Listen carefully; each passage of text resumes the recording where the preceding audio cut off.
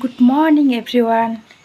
তো সবাইকে শুভভাত, সকালে শুভভাত জানিয়ে আমার ব্লগ আজকে মিনি ব্লগ চালু করছি।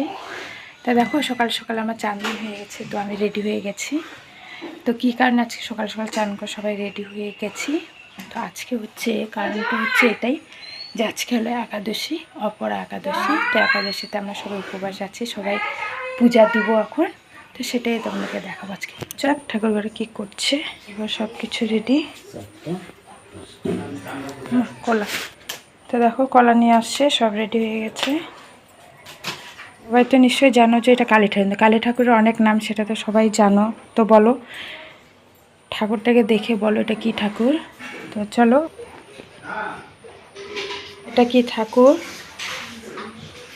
সবাই কমেন্টে কিন্তু লিখে দিবা এটা কি ঠাকুর, প্লিজ বন্ধুরা কমেন্টে বলবে।